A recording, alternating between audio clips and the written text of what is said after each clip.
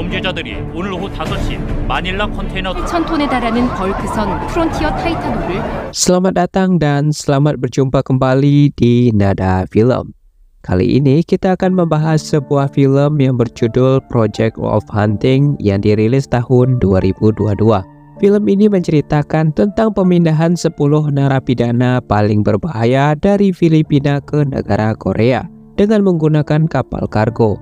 Tetapi penjahat tersebut sudah menyelundupkan anggotanya pada daftar petugas yang berjaga, sehingga mereka berhasil meloloskan diri dan mengeksekusi sebagian dari petugas kepolisian. Namun pemindahan narapidana itu bukan merupakan tujuan utama mereka. Di kapal itu terdapat suatu yang lebih berbahaya dari 10 narapidana tersebut. Bagaimanakah kelanjutan film ini dan apakah yang terjadi kepada mereka? Langsung saja kita masuk ke alur ceritanya.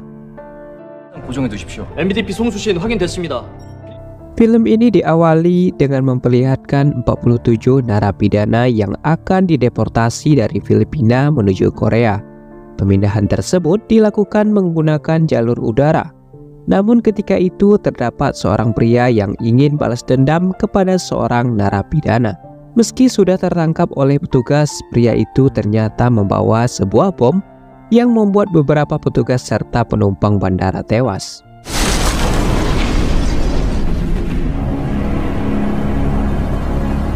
Lima tahun kemudian hal sama juga dilakukan, yaitu pemindahan 10 narapidana paling bahaya dari Filipina menuju ke Korea. Pemindahan itu dilakukan menggunakan kapal kargo untuk menghindari terulangnya kejadian pada 5 tahun yang lalu. Semua narapidana pun turun dari bis untuk menuju masuk ke kapal kargo. Namun terdapat seorang narapidana yang nampaknya paling berbahaya dari 10 narapidana tersebut. Ia ketika itu malah menghina ketua Interpol yang mengakibatkannya dipukul di hadapan semua orang.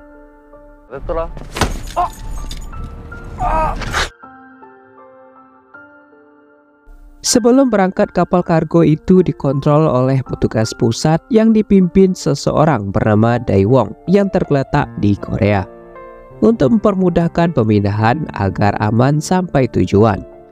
Di kapal itu juga terdapat seorang dokter dan juga seorang perawat untuk mengantisipasi jika terjadi sesuatu. Para petugas kemudian menyiapkan makanan untuk para narapidana. Namun terlihat seorang petugas bernama Kim Gyo yang diam-diam ingin membebaskan para narapidana. Di sisi lain, sang dokter yang berada di dalam kapal kemudian menyelinap masuk ke bagian basement kapal. Di sana ia bertemu dengan 2 orang dan terlihat seorang narapidana lama dengan kondisi yang sangat mengenaskan. Dokter itu kemudian menyuntikkan sesuatu ke dalam tubuh narapidana itu sesuai perjanjian yang telah mereka lakukan.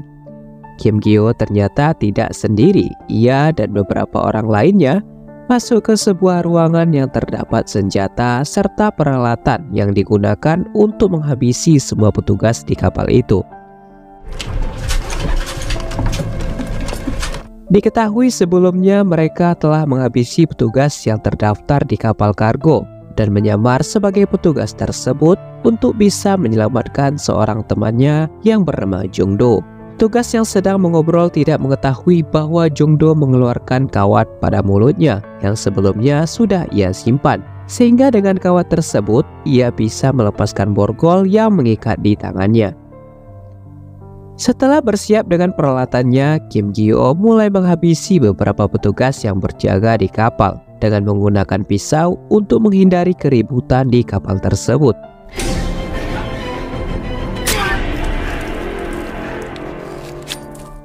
Kemudian mereka meletakkan mayat petugas itu di dalam ruangan pendingin dan melanjutkan misi mereka untuk menyerang di bagian kemudi kapal. Tetapi Kim Gyo masih membiarkan 2 orang untuk hidup sebagai petugas untuk menjalankan kapal. Di sana mereka memutuskan semua aliran komunikasi yang terhubung pada kapal, termasuk sinyal satelit dari pusat kontrol yang ada di Korea, sehingga mengakibatkan hilangnya lokasi keberadaan kapal tersebut pada layar monitor. Mengetahui hal itu, semua staf pun berusaha untuk menghubungkan kembali ke jaringan kapal kargo.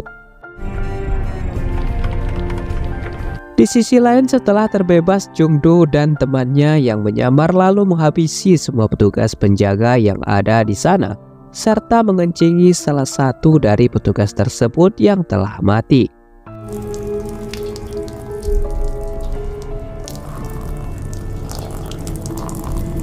Di sisi lain, Lee Dayon yang terganggu karena hilangnya sinyal memutuskan untuk keluar dari dalam kapal. Ia bertemu dengan seorang dokter dan juga kepala kepolisian bernama Lee Seo. Di sana mereka melihat seseorang dari atas kapal yang sedang membawa sebuah kapak dan segera menyusul orang itu. Semua para narapidana pun berhasil dibebaskan, tetapi Jung-do menembak seseorang yang ingin mencari narapidana wanita yang belum dibebaskan. Kemudian terlihat seorang narapidana yang memiliki respon paling santai bernama Lee Dong-il. Ia nampaknya tidak berniat untuk melarikan diri, justru menyuruh Jung-do untuk merubah dirinya dan kembali ke Korea. 그냥 조용히 한국으로 가라. 원래대로. Di sisi lain, para petugas pun sampai di ruangan kemudi kapal, sehingga terjadi baku tembak di sana yang mengakibatkan seseorang tewas.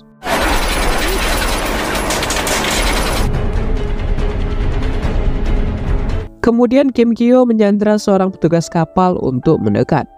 Namun Lee Dayon berhasil melompat dan menghindar dari serangan Kim Kyo dan membuatnya tewas ditembak Lee Seo.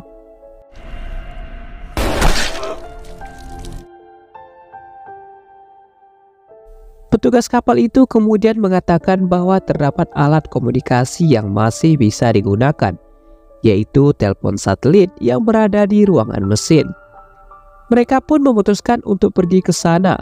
Pada ruangan sebelumnya, terlihat bahwa mayat yang telah disuntikkan oleh sang dokter tiba-tiba melepaskan semua peralatan medis yang melekat pada dirinya. Hal itu disebabkan oleh tetesan darah yang berasal dari ruangan pendingin yang terdapat mayat para petugas. Sebelum menuju ke ruangan mesin, ternyata Jung-do sudah sampai terlebih dahulu di sana, sehingga ia memerintahkan dua orang temannya untuk menghancurkan telepon satelit yang berada di sana. Setelah berhasil menghancurkan telepon satelit, Jung-do berniat untuk membunuh petugas itu. Namun ia dihalangi oleh Lee, dan seketika itu pula para petugas kepolisian datang menghampiri mereka dengan melepaskan satu tembakan peringatan. 아니 씨발 경찰이 미치겠네 지금. Di tengah aksi mereka yang saling menyerang, tiba-tiba saja muncul sesuatu yang sangat mengerikan. Ia merupakan seorang narapidana yang dijadikan sebagai bahan percobaan untuk membuat manusia pembunuh. Kekuatannya 5 kali lipat dari manusia pada umumnya. Ia disebut dengan nama Alpha. Dengan kekuatannya yang di atas rata-rata, membuat Alpha dengan mudah membunuh serta kebal dari tembakan apapun. Sehingga satu persatu dari para narapidana maupun kepolisian tewas di tempat. Jung-do yang berhadapan langsung dengan Alpha tidak bisa berbuat apa-apa lagi, sehingga ia tewas di tangan Alpha setelah dipukul dengan sebuah palu.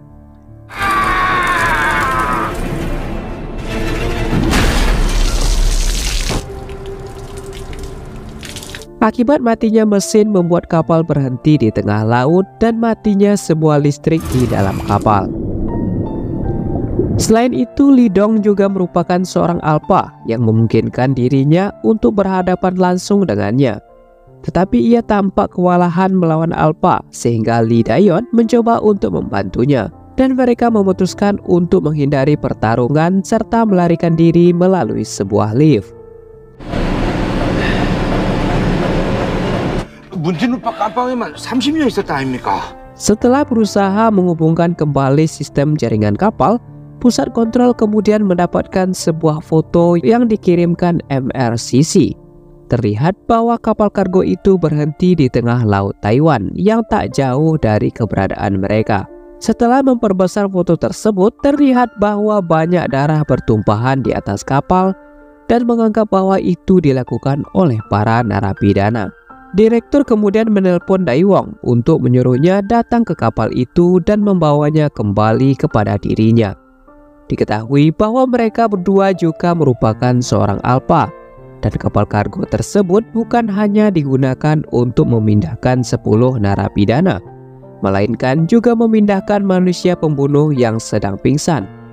Manusia tersebut sensitif terhadap suara dan juga bau darah.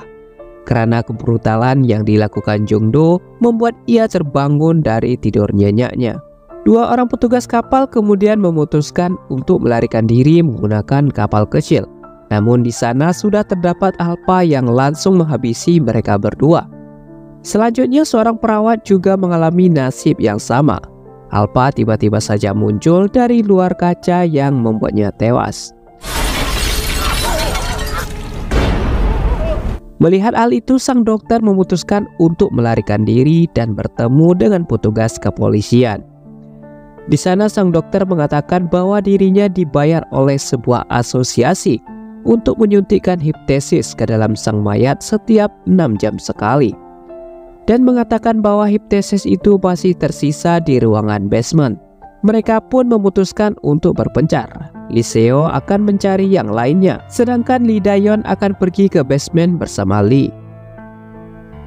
Para narapidana yang masih tersisa kemudian tewas satu persatu ketika sang alpha datang menghampiri mereka.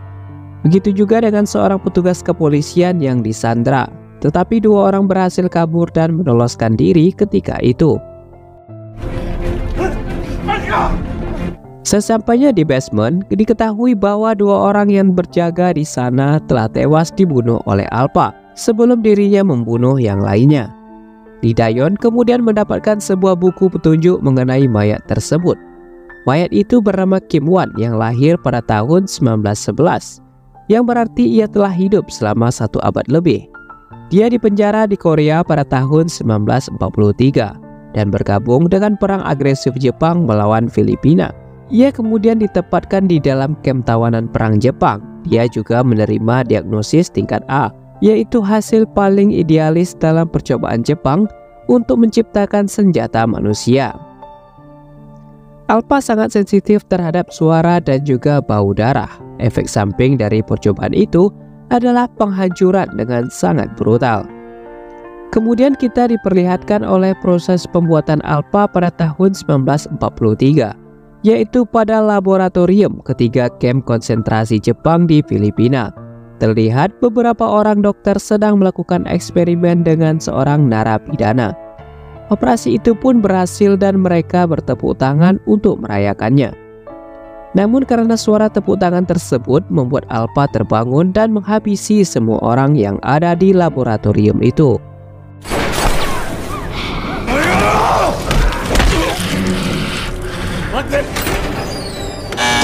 Dua orang narapidana yang selamat kemudian menaiki sebuah lift, tetapi di atas lift tersebut tiba-tiba saja alpha muncul dengan menembak serta membobol lift itu dari atas. Lee Seo yang mendengarkan hal itu mencoba untuk menyusulnya. Setelah sampai, ia hanya berhasil menyelamatkan seorang narapidana wanita.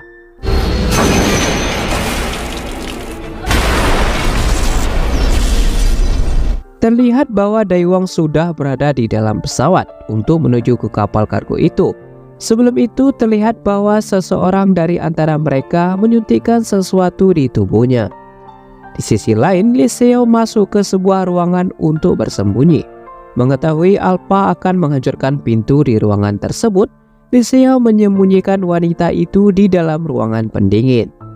Akibat perbedaan kekuatan yang cukup jauh membuat Lee Seo tewas di tangan alpha.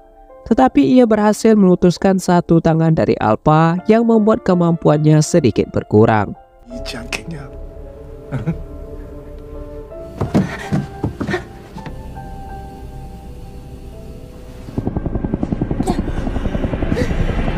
Di sisi lain, Daewong akhirnya sampai di dalam kapal. Di sana, ia melihat banyak sekali darah serta mayat yang berserakan. Ia lalu bertemu dengan narapidana wanita yang mencoba untuk menyelamatkan diri dari alpha. Tetapi sayang baginya harus dibunuh begitu saja. Begitu juga dengan Dayon, ia dibunuh oleh Daewong. Karena hal itu membuat Lee menjadi marah dan menyerang Daewon yang juga merupakan seorang alpha. Lee sengaja masuk ke kapal itu untuk menemui Daewon dan balas dendam atas perbuatan yang ia lakukan kepadanya, yaitu telah membunuh istrinya serta menculik anaknya yang juga memiliki kekuatan alpha di tubuhnya. Diketahui bahwa Lee merupakan percobaan Daewon untuk menjadikannya seorang alpha dan juga berhasil menyelamatkannya. Tak lama kemudian, tiba-tiba saja alpha sebelumnya muncul dan menghabisi semua prajurit dari Daewon hingga menyisakan mereka berdua di sana.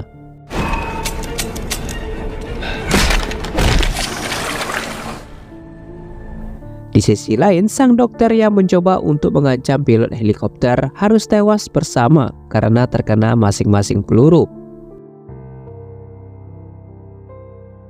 Pertarungan pun berhasil dimenangkan oleh Daewon karena ia merupakan seorang alpha yang paling sempurna. Ketika itu Lee datang setelah berhasil menghabisi salah satu prajurit dari Daewon yang telah menggunakan suntikan hipnosis sebelumnya. Pada akhirnya pertarungan sesama alpha sempurna pun terjadi di sana, yaitu Lee yang berhadapan dengan Daewon.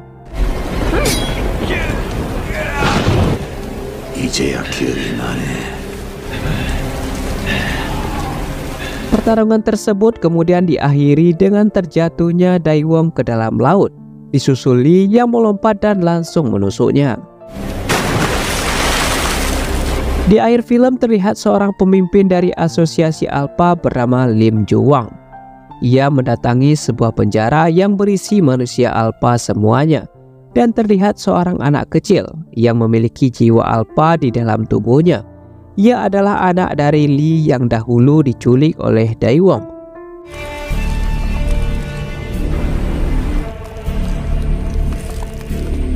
Di akhir film terlihat Lee berhasil selamat setelah terdampar di pantai dan film Project Wolf Hunting pun selesai.